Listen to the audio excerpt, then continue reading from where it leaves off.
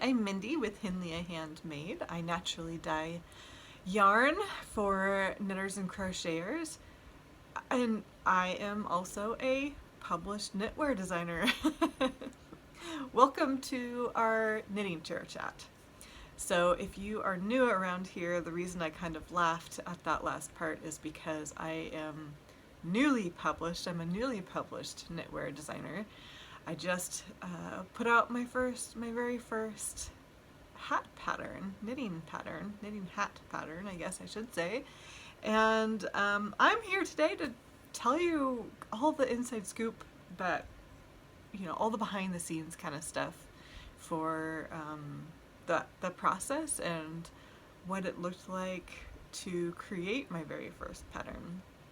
So let me back up a little bit. If you're watching in real time, it's February of 2024, and I actually started designing this pattern in 2021. So this this pattern was years in the making. Now, it didn't actually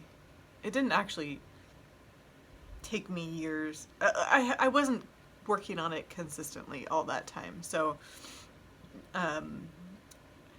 let me start at the beginning. So in the beginning of 2021, I purchased a knitwear design course from, it's been so long now, from Frenchie of Aurora, I can't remember the name of her design company. I'll put it in the show notes though. Aurora Knits Designs. Oh, I'm so sorry, Frenchie. Oh my gosh. I should have looked this up before I started. But she had this really cool course, and it was an investment for sure for me to get started, but I was so curious because here I dye all this yarn, and sometimes it's hard to, I certainly don't have the time to knit up samples in every colorway, but I thought, gosh, if I could start designing my own knitwear patterns specifically for my yarn, then I can knit up a sample in the yarn and kind of give a built-in sample, I guess, of the colorway, and at the same time creating a design that it's made for. And then that way it's just it's easy, right? I like easy. My knitting practice has to feel easy to me, because it brings me so much joy, and it's a form of meditation. I like things to be easy. If I get a skein of yarn, I don't want to have to search on Ravelry and Instagram for a way to use it. So I just figured that this would be a great way to just make it easy. So I started with a different design. I played around a little bit. I took the course. I went through the whole entire course. It was a great course. I highly would recommend it still, but I don't think she's offering it anymore. But anyway, I started with a shawl design.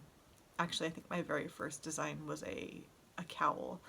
And that kind of didn't work out how I wanted it to, so I moved on to a shawl design and a couple different designs, and I just kind of played for a little while until I came up with this idea of kind of celebrating my family's favorite annual outing. Well, it's my favorite outing for my family. Going to the pumpkin patch every year is just so much fun. Now I realize it's February and it's not pumpkin season anymore, but just timing wise, it just felt like the right time to finally get this pattern out into the world, for better or for worse. So anyway, I wanted to celebrate this really cool annual event that my family, that brings me so much joy and has created so many family memories. So I started playing around with, well, gosh, most years we all need to be wearing something warm in the fall, in October. And wouldn't it be fun if I could come up with a hat pattern that, you know, all of us could wear to the pumpkin patch to keep our heads warm and just would kind of remind me year round, or at least through the hat wearing season, of this really fun trip. And so I started with some yarn that uh, it was a collection of yarn that was all dyed on a light gray base. So I called it the Heathered Collection because the yarn kind of, once it's dyed, is it kind of the combination of the dye plus the gray base yarn that I dye it on, it kind of gives off a little bit of a heathered look, which I think is really cool. But I so I started with my favorite color from the collection, which was called Meadow Sage, and I don't actually offer it anymore. I may eventually bring it back at some point, but I don't offer it anymore because the gray base yarn that I used, the price for it it skyrocketed, and it's just not feasible for me to bring it into my shop, back into my shop at the moment. But anyway, I started with designing this hat here, and I chose this cable pattern because it kind of reminded me of pumpkins when it's created. So I designed this hat first, and I just, I just loved it. It turned out great, and I thought, okay, this is really great. This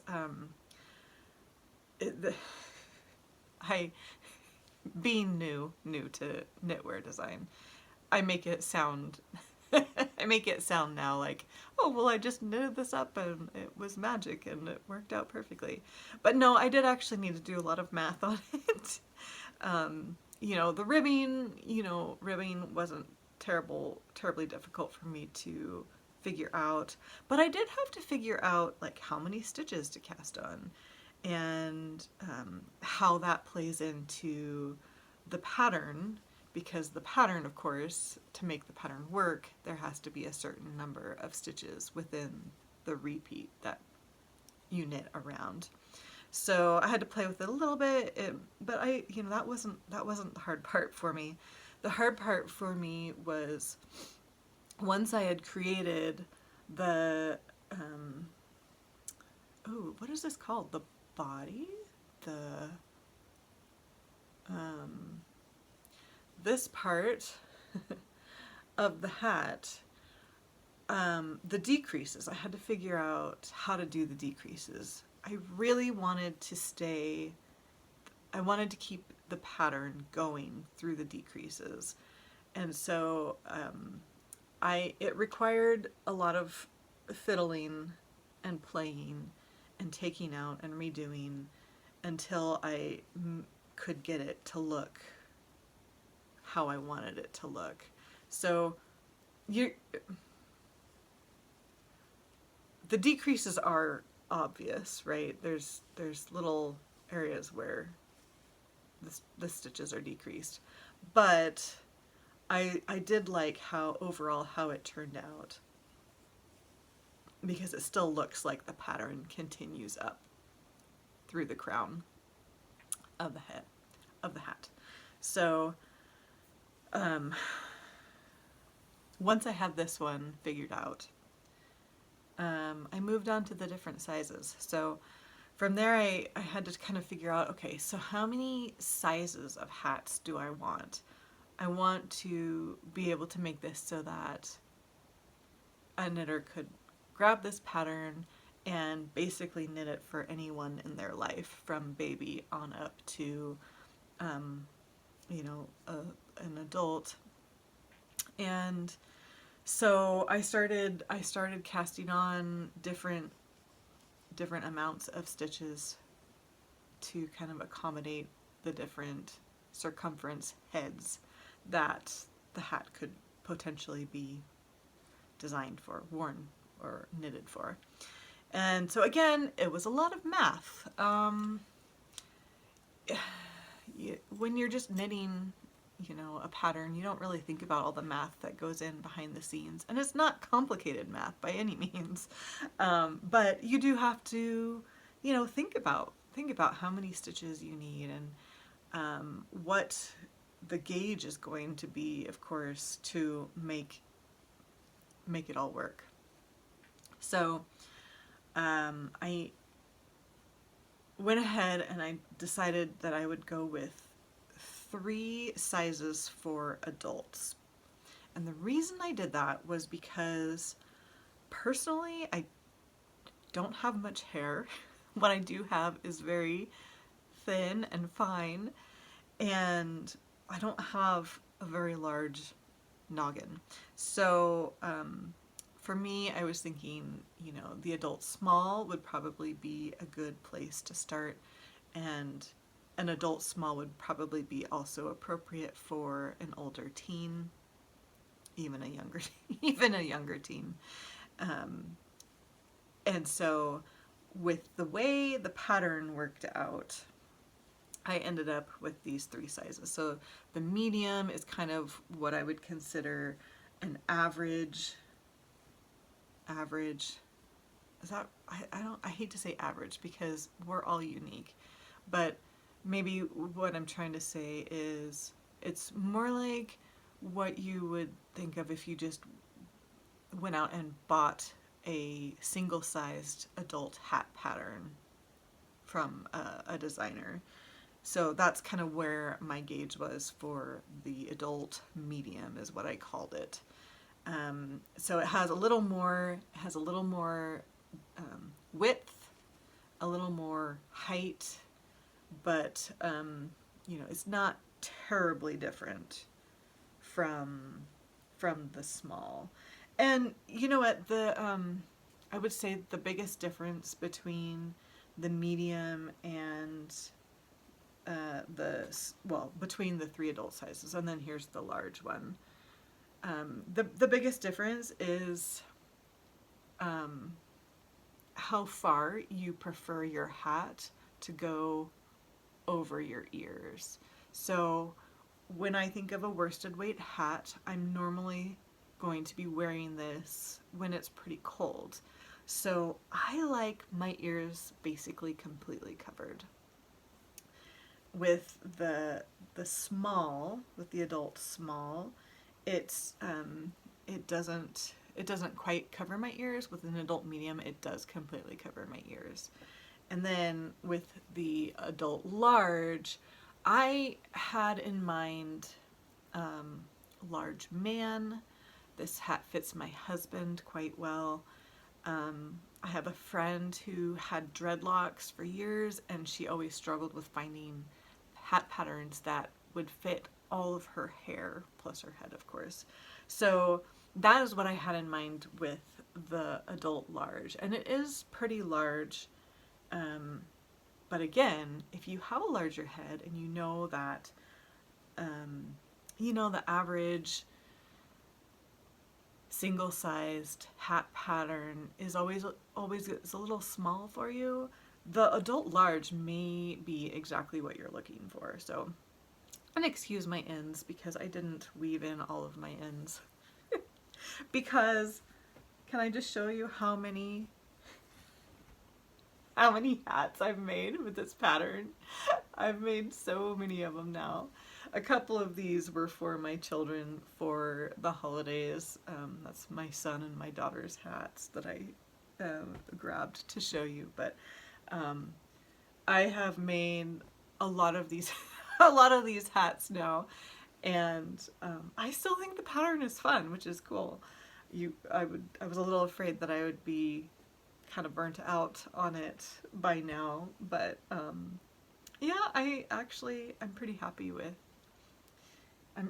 I'm still happy with the pattern. So Uh, then, okay, so I kind of skipped ahead a little bit. So then I also have three children's sizes. Well, technically I have a baby and two children. I don't know how you want to say it, but I have a baby hat.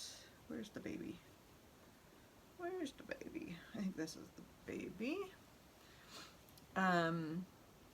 And a toddler sized. This was me trying to be careful with my yarn usage. I didn't want to start a whole nother skein for that. I knew that I was going to run out of yarn for it. And then the child size. So the child size is what I made my two children for Christmas. They look a little bit bigger than this one, and the reason for that is because they've just stretched them out. They're not careful with their hats, you know, they just dump it on their head. Dump it on their head. So these are the child sizes, and they fit my children pretty well. I have a 6.5-year-old and a freshly turned 9-year-old, and they fit both of them fine. I did actually leave the the tail loose in my daughter's and my 9-year-old's because I wasn't sure if she would want it to be a little deeper, but it doesn't fully cover her ears, but she likes it just the way it is. So I need to weave the end in for that for her. So okay, so the trick with designing all these different sizes was just playing around with my stitch counts and making sure that the stitch counts would work for this particular pattern, the cable pattern. So it is a 6-stitch repeat. I had to just double check that because I'm working on another pattern, and so I have that information stuck in my head now. But it's a 6-stitch repeat, which required a little bit of playing with the numbers, figuring out how many repeats I needed to have for each size. So that also took a little bit of research because when I don't have a baby, I can't measure a baby's head right now. I don't have a baby anymore. I don't have a toddler anymore. So I needed to do a little bit of research on, okay, so what size head am I actually designing this hat for? And then I had to go kind of from there and do the math on, okay, well, if I want this hat to fit a, what would be a good example? I don't know, a 13-inch circumference head. I think that was the baby, maybe. With some negative ease, because of course you don't want it falling off of baby's head. So you know, just kind of figuring out, okay, so if I need a 12-inch circumference when it's finished, how many stitches and how many repeats am I going to design this pattern to have? So, and then, okay, so then circumference, we have our cast-on stitches now. Now, how deep does it need to be? How round, you know, am I going to make this hat? And then, as I mentioned earlier, figuring out the decreases to make the pattern continue up all the way to the top of the crown required a little bit of finagling and a little bit of knitting and re-knitting to make it look the way I wanted it to look when it was all done. So it was a lot more work than I thought it was going to be.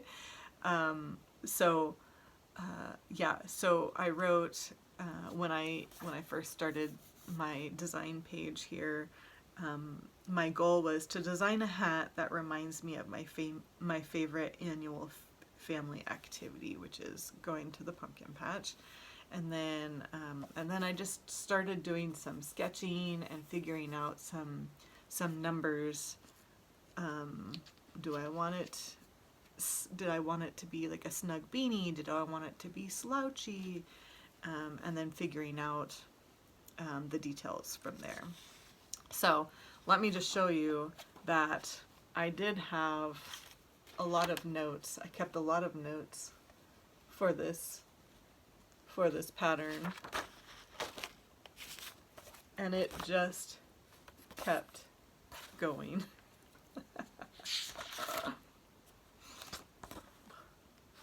And then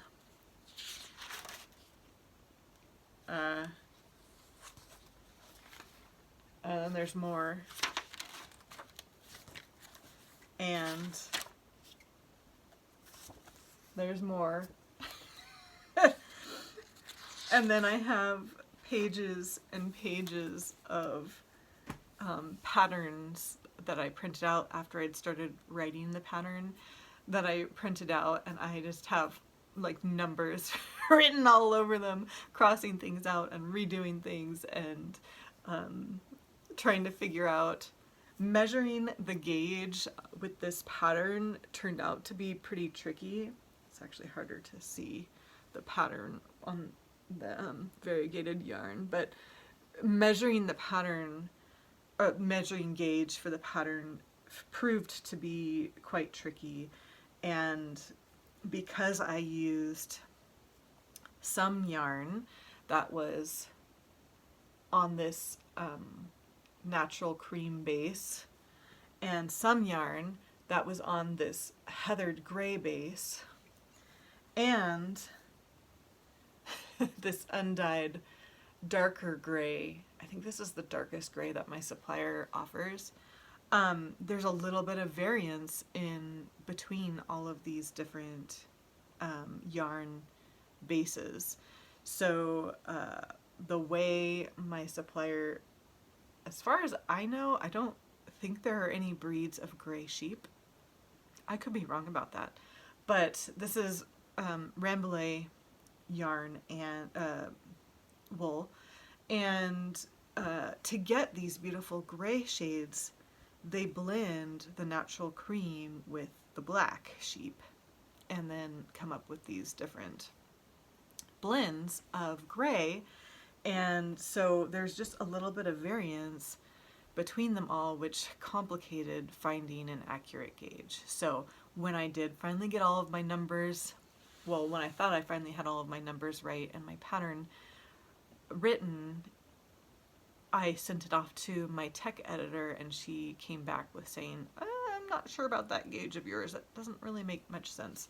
So sure enough, I had to do more work on that, and I got confused. This was in 2021. I got confused and I couldn't figure it out.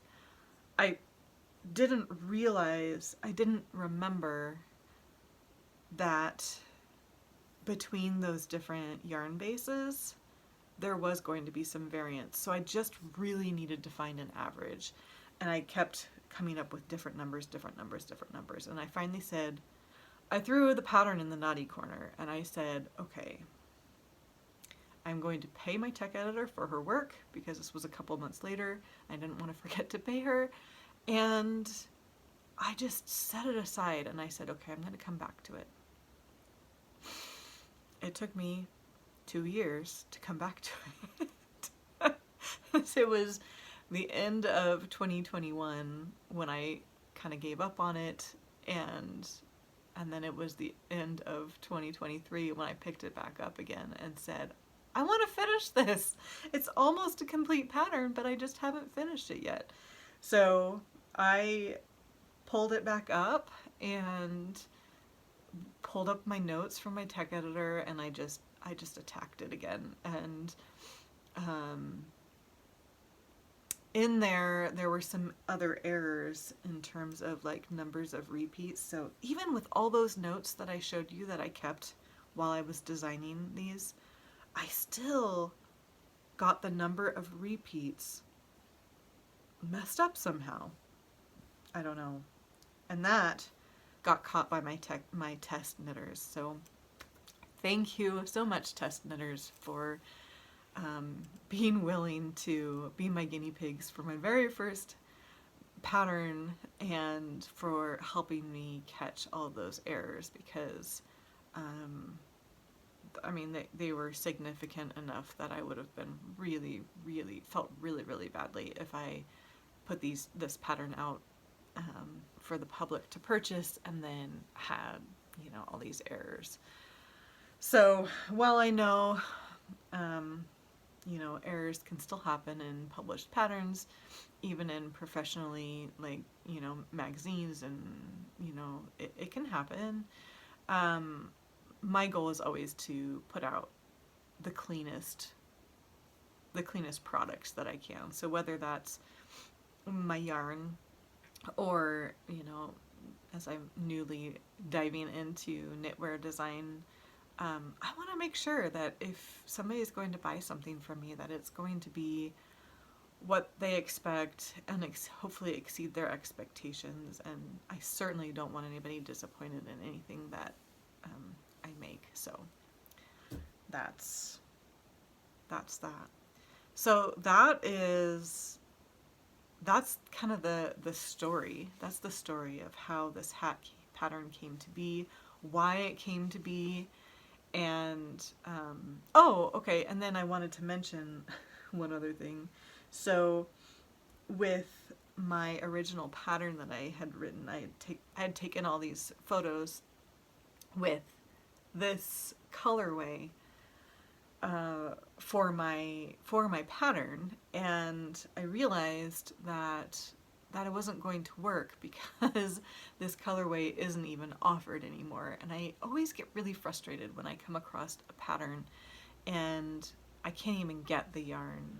I mean, many times I'm not using the same yarn that the designer used, but sometimes a yarn might catch my eye and I'm like, oh, I really want to use that yarn, and then it turns out that it's not available. So I did not want to do that and have a colorway that isn't even available for purchase anymore. So that is when I came up with Winterberry. And this hat was, the colorway, excuse me, the yarn for this was inspired by my daily walks around my property here in Central Oregon. We live in the high desert, and where the part that we live in, we have hundreds of juniper trees on our small acreage, and those little blueberries, they just kind of glow in the wintertime because there isn't much other color around. I mean, the juniper trees are, the needles are green, but they're a duller green, and then there's just shades of brown and tan everywhere. And then there's these little tiny blueberries that they just kind of shimmer. They shimmer in the winter. And so I used my Saxon Blue natural dye and blended it with a little bit of lac, and came up with this kind of more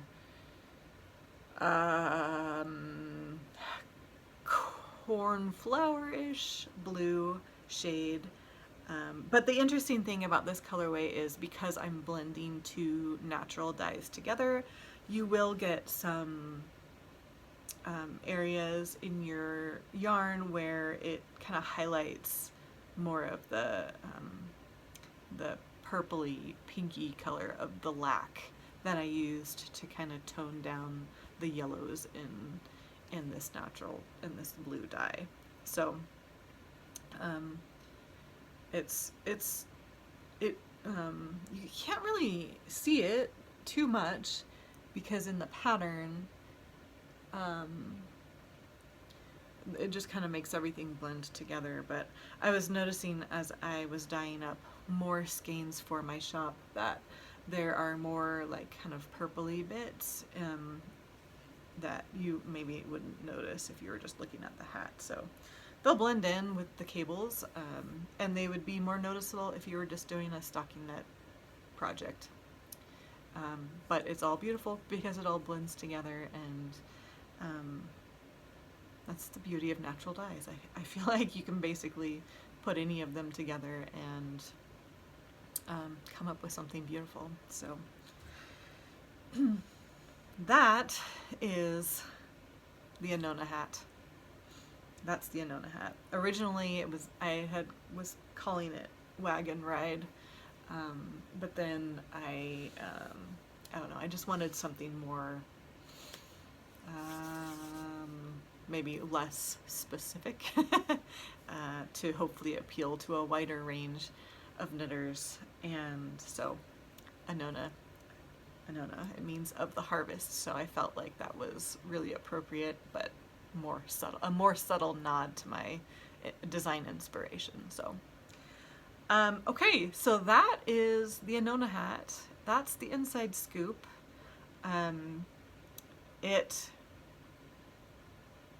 Let's just say that my brain grew a lot throughout the process of designing it and figuring out the repeats and the math on that, all the way through figuring out the gauge and then running my very first test knit group. That was incredible. That was really incredible. I am so thankful that there were some knitters who offered to test knit this hat for me, because I learned so much. I learned so much through that process. And if I'm being honest, back in 2021, when I first, designed this, I was really nervous about doing the test knitting, but I felt like it was important. And now I see how incredibly important it was. Like, now I would never put a pattern out without making sure that it was fully test knitted. That's how valuable it was for me. So I thought it'd be fun to show you the next pattern, a little sneak peek of the next pattern that I'm working on. I did make you're going to see a lot of loose yarn because I realized last night that I messed the pattern up on the toe decreases, so I had to take I had to take a lot of stitches out. But anyway, this is a sock that I'm working on. I love socks. I've loved knitting socks for many years, but I haven't done a lot of sock knitting since starting Henley Handmade, because while I do really love my fingering sock weight yarn base, I don't love it for socks. I feel like it's just not quite sturdy enough. So this is Imperial Yarn sock yarn, the sock weight, and yeah, stay tuned for this. It's in the works. I almost have a complete sock.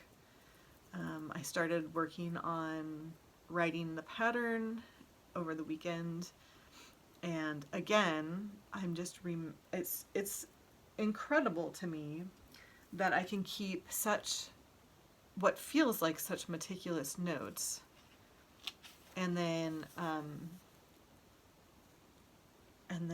still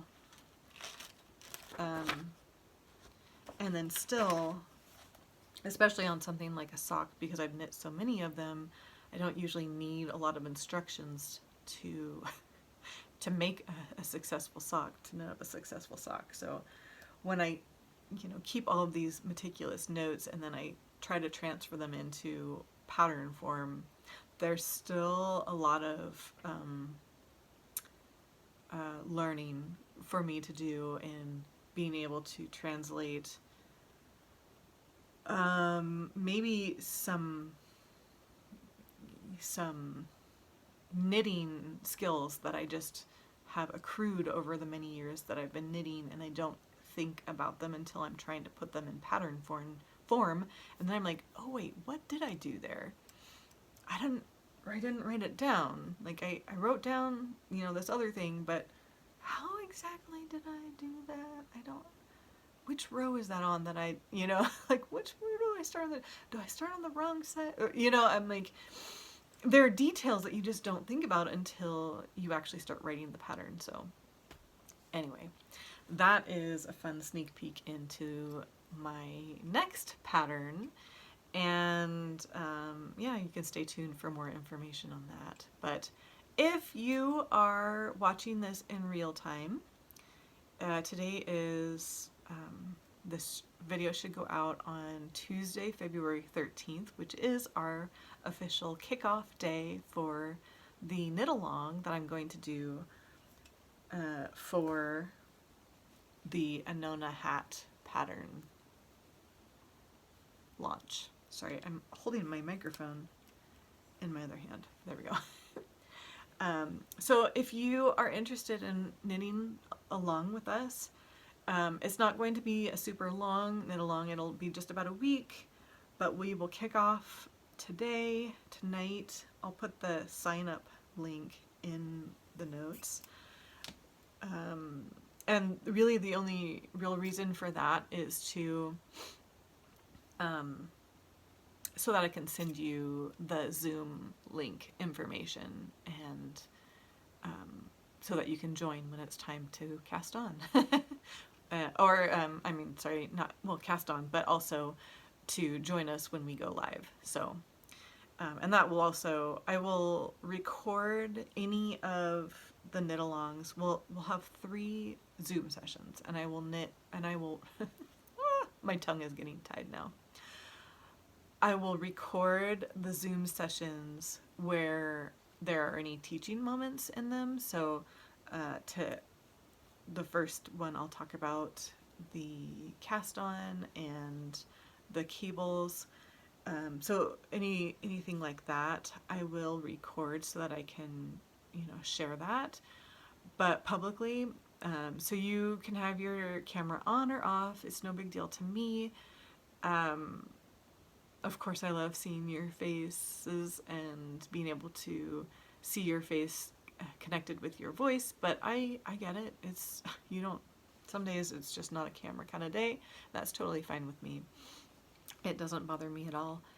And, you know, I'm just doing this to have fun.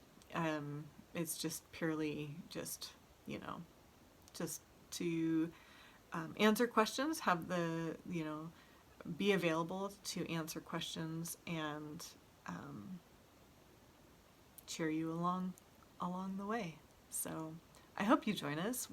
Currently we're a pretty intimate group, so you know, I would love for a few more knitters to join us if you're interested.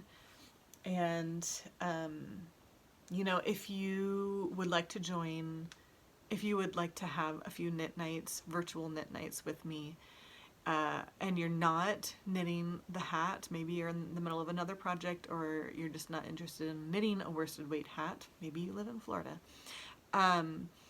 that's fine too. You're still welcome to join. You can come and just hang out and bring whatever knitting project you're working on. You're always welcome. You're always welcome. So, but again, to get the Zoom link information, you'll need to sign up for the knit along, and then that way you can just click that link and join us when it's time to go live. So thank you so much for listening to me talk about my pattern Anona today. It's been such a learning experience for me, and obviously I loved it enough to try to try and again with another pattern. So yeah, I'm just finding my knitting joy, and I hope you are too. I'll see you later. Bye.